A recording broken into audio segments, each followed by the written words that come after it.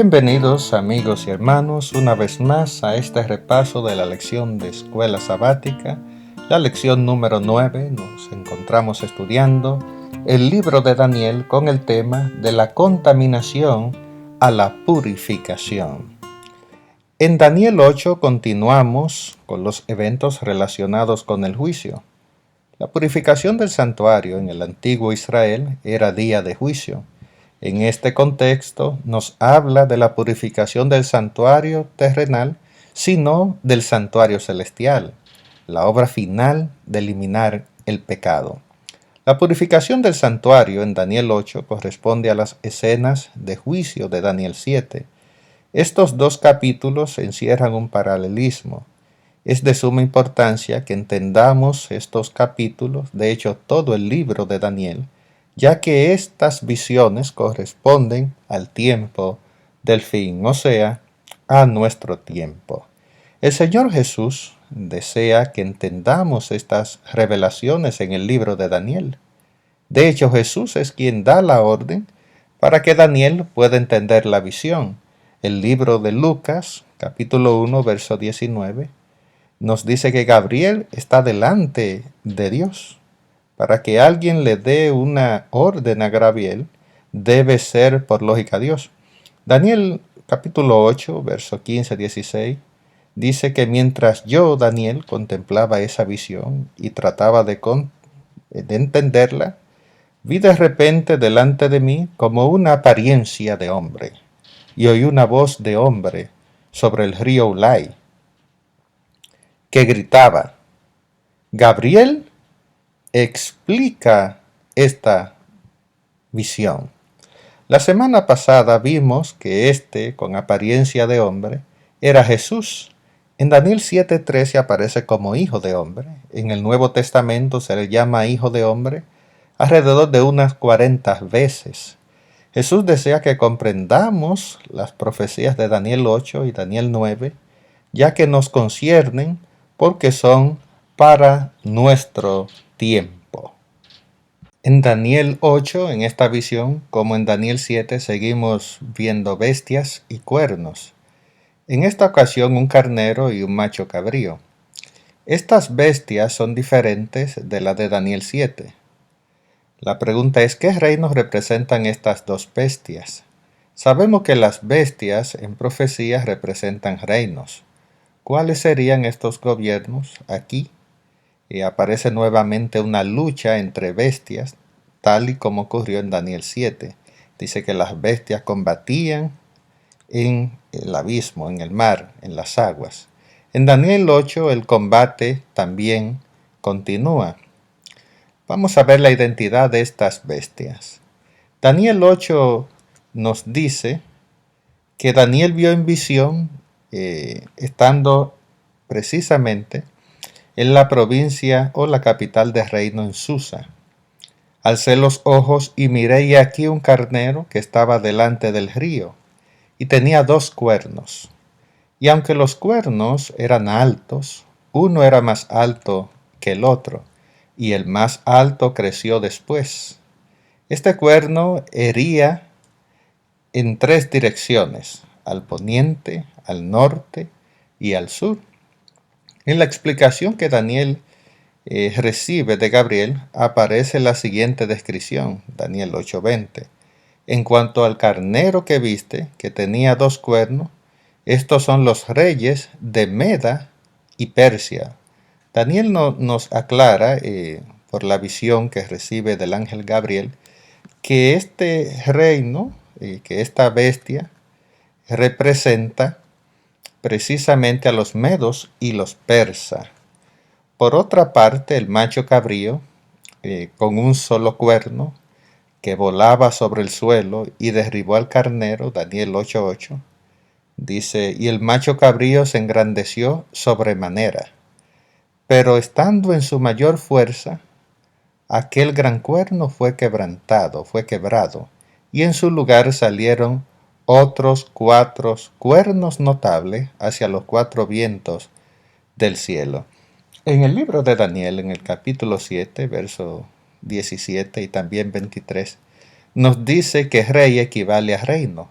Quiere decir que después que este cuerno fue quebrantado, se dividió este reino en 4 reinos, ya que nacieron otros 4. Daniel 8:21 nos dice, el macho cabrío es el rey de Grecia. Y en cuanto a al cuerno que fue quebrantado, y sucedieron 4 en su lugar, significa que 4 reinos se levantarán de esa nación, aunque no con la fuerza de él. Alejandro Magno en su juventud, recordamos la historia que Alejandro Magno fue un conquistador espléndido. En esa juventud conquistó todo el mundo a su paso, pero estando en el mayor fuerza, solo con 33 años, toda su fuerza para seguir conquistando, tristemente Alejandro muere allí en Babilonia. Así que las características se cumplen identificando en la Biblia que el rey de Grecia, o sea, Alejandro Magno, esa maravillosa profecía se cumple al dedillo en este personaje Alejandro. Y los 4 cuernos que nacen son sus 4 generales, Lisímaco, Casandro, Seleuco y Ptolomeo. Después de la muerte de Alejandro, los generales se dividieron el reino, y por eso la profecía dice que aunque se iban a levantar 4, no iban a tener la fuerza que tenía este cuerno, que era Alejandro. Tenía todo el imperio unido, tenía todos sus generales y todos sus ejércitos, pero en la división está la debilidad, tal y como en la unión está la fuerza. El libro de Daniel capítulo 8, en verso 8, nos dice que después que este cuerno fue quebrado, el cuerno, recordamos el reino, el gobierno poderoso de Alejandro Magno, en su lugar salieron otros 4 cuernos notables hacia los 4 vientos del cielo. Y de uno de ellos salió un cuerno pequeño que creció mucho al sur, al oriente y hacia la tierra gloriosa. Pareciera que acá nos está diciendo que de uno de los 4 generales de Alejandro, pues nació este cuerno pequeño. En realidad el contexto no nos lleva a interpretar esto, sino que el contexto dice que de uno, recordando las direcciones donde los 4 cuernos se dirigen, en una de esas direcciones, en uno de esos puntos, es que nace este cuerno pequeño. Así que cabe destacar que este cuerno no sale de uno de los generales de Alejandro Magno. Este cuerno sale precisamente de una de las direcciones donde se dirigen o se dirigieron, se repartieron los generales de Alejandro. El cuerno pequeño de Daniel 8 ha sido considerado por muchos estudiosos de la Biblia como Antíoco Epífanes, uno de los reyes de la dinastía Seleucida. Este persiguió a los judíos y lo acusó de ideologías conservadoras, suspendió los servicios del templo entre el año 168 y 165 a.C. Las escrituras no apoyan que Antíoco Epífanes fuera este cuerno, o sea, no hay suficiente evidencia, no se cumple en totalidad esta profecía. A Antíoco Epífanes no le acompañó el éxito, ni tampoco creció mucho. Antíoco murió en Oriente, Mesopotamia. Además, la profecía de las 2300 tardes y mañanas no encajan con este personaje Antíoco Epífanes. Así que cabe destacar esto, Antíoco Epífanes no fue el personaje que cumplió esta profecía. Por otra parte, el cuerno pequeño de Daniel 8 es sin duda, se dirige o se destaca como Roma y su sucesora, la Iglesia Romana o Roma Papal. Podemos notar que el cuerno pequeño de Daniel 7 tiene mucho en común. Además, el orden de los metales que aparece en Daniel 2 junto con las bestias de Daniel 7, las sucesiones de las bestias que aparecen allí, nosotros podemos ver que después de Grecia sigue Roma en todo el orden, tanto en Daniel 2 como en Daniel 7. Por esta razón, Roma debe ser después de Grecia. Además, ambos cuernos persiguen, ambos se exaltan a sí mismos, ambos son blasfemos, ambos permanecen hasta el tiempo del fin, y ambos son destruidos de forma también sobrenatural.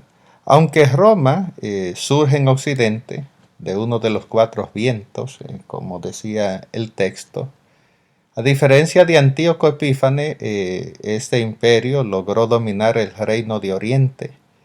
Este sí creció mucho al sur, al oriente y a la tierra deseable. Al principio, Roma era muy pequeña, no muy destacada, pero fue creciendo, conquistó a Macedonia en el año 168, conquistó a Siria en el año 165, todo esto antes de Cristo, y Palestina en el año 63 y Egipto en el año 30 antes de Cristo.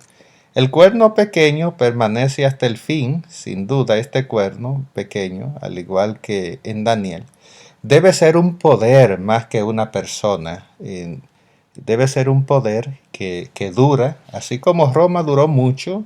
No fue Julio César que duró mucho, sino la ideología de Julio César. Sí duró mucho, tanto así que los emperadores se pusieron César, se convirtió en la época de los Césares. Así este cuerno no es en sí un personaje, sino es una organización o un sistema que dirige esa ideología. Esa ideología ya conocemos cómo se comporta este cuerno pequeño.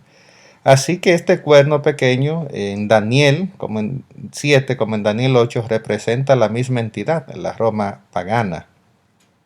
Aunque Roma imperial persiguió, mató muchos cristianos, en el año 70 destruyó el templo en Jerusalén, los cristianos también fueron reemplazados en los eventos de los coliseos, los shows que tenían allí los emperadores y la gente de la clase alta de los romanos. Ellos sustituyeron las peleas de los gladiadores y pusieron allí para que los cristianos sean devorados por las fieras. Esto los divertía. Esto en realidad no quita el continuo sacrificio, porque si nosotros estudiamos en el santuario terrenal, nosotros sabemos que hay una obra que se lleva a cabo, una obra salvadora, y cada etapa del santuario representaba la obra de Cristo. Por ejemplo, el Cordero vino, y Juan lo identifica, y aquí el Cordero de Dios que quita el pecado del mundo, dio su vida, y después de ahí, pues automáticamente el sistema de sacrificio iba a terminar, iba a cumplirse. Así que, aunque el cuerno pequeño pretende suplantar el sacerdocio de Cristo, tirar la verdad por tierra, recordamos la Edad Media, se prohibieron las impresiones de la Biblia, las traducciones de la Biblia. Esto en realidad no le funciona al cuerno pequeño, nunca le funcionará, porque el sacerdocio de Cristo es de origen celestial. El sacerdocio de Cristo va más allá de un sacerdocio humano. Por esto es algo que es imposible. Hebreos 9:11 nos dice que Cristo, sumo sacerdote de los bienes venideros, por el más amplio y más perfecto tabernáculo no hecho de manos, es decir, no de esta creación.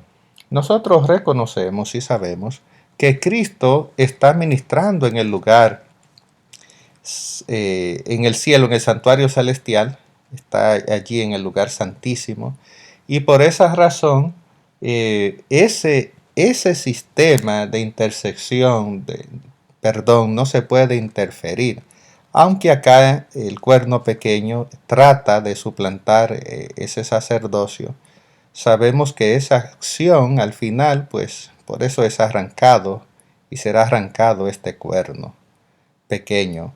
Así que el Señor desea en esta trama alcanzar a todos los seres humanos, incluyendo diferentes ideologías, diferentes sexos. Dios busca alcanzar el ser humano porque estamos en los tiempos finales, cuando tendremos que comparecer ante el juicio de Dios. Y las profecías anuncian que eso será muy, muy pronto.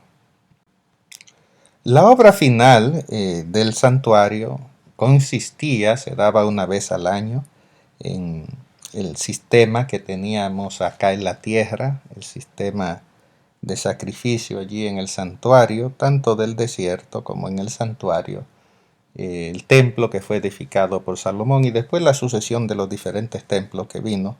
Pero el Levítico 16 nos dice que la obra final, que consistía en hacerse una vez al año, era cuando el santuario era purificado y todos esos pecados eran sacados del santuario, se ponían allí, se echaba suerte sobre los machos cabríos y se ponía allí dependiendo si salía uno por Azazel, uno por Jehová, y el de Azazel se le ponían todos esos pecados, era soltado en el desierto, y el que salía por la suerte de Jehová entonces era sacrificado, que representaba el sacrificio perfecto de Jesús, y eso entonces perdonaba el pueblo y también los pecados eran ya sacados del santuario terrenal. De la misma manera, mientras eso ocurría, era tiempo de juicio, nos dice allí Levítico 16, para el pueblo de Dios. El pueblo tenía que tener una actitud sumisa, tenía que estar confesando sus pecados, tenía que estar limpio delante de Dios, precisamente porque el sacerdote estaba presentando los nombres allí delante de la presencia de Dios. Y en el juicio que se lleva a cabo, este juicio está sucediendo ahora, es lo que está pasando. Cristo Jesús, el sumo sacerdote, como nos dice el libro de Hebreos, nuestro sumo sacerdote, está presentando nuestros nombres. Por eso es tiempo de juicio. Es tiempo de volverse a Dios, es tiempo de confesar los pecados, es tiempo de estar a cuenta con Dios, porque nos acercamos al tiempo cuando el día de la purificación final llegará a nosotros y es necesario que nosotros estemos cubiertos, protegidos, allí como sucedía en el santuario terrenal, que el pueblo estaba protegido por la sangre del Cordero. De la misma manera, en la hora que vivimos, que es crucial, la última etapa de salvación en el sistema del santuario, es importante que nosotros podamos estar protegidos por la sangre del Cordero Redentor, que es Cristo Jesús. Daniel 8:14 nos habla que hasta 2300 tardes y mañana y el santuario sería purificado. Esta obra de la purificación del santuario nos recuerda todo lo que pasaba en el libro de Levítico 16, como hablamos, pero estas 2300 tardes y mañana se deben ver, como ya hemos visto, a la luz de la interpretación de día por año. No serían 2300 tardes y mañanas, sino que serían 2300 días. Si lo hiciéramos de forma literal, abarcaría poco más de 6 años y eso no encajaría con los tiempos proféticos.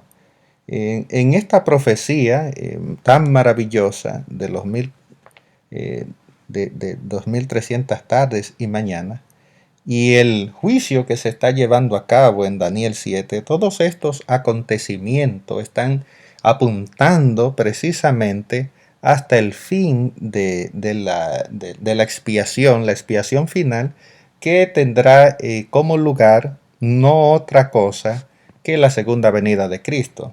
Al cumplirse las 2300 tardes y mañanas que vamos a estudiar en la próxima lección, entonces Cristo empezaría la obra final, que es pasar del lugar santo al lugar santísimo a presentar los nombres, y después de ahí, cuando salía el sacerdote, simplemente salía a bendecir el pueblo, y el pueblo será sin duda bendecido cuando Cristo Jesús venga en las nubes de los cielos para dotarlo de vida eterna. Por esa razón, amigo y hermano, viendo los acontecimientos proféticos cumplirse con tanta exactitud, realmente tenemos la palabra profética más segura. Las profecías nos muestran el futuro, nos conectan directamente con una realidad en el futuro, y nosotros en este tiempo elegimos dónde queremos estar. Por esa razón el Señor Jesús te llama, te busca. Recuerda que Cristo está intercediendo por nosotros, pero hay que venir a Él, y como el pueblo estaba en una actitud de confesar los pecados, de volverse a Dios, porque es tiempo de juicio, lo mismo debemos hacer nosotros. Estamos llamados a venir al Señor, a entregarnos a Él.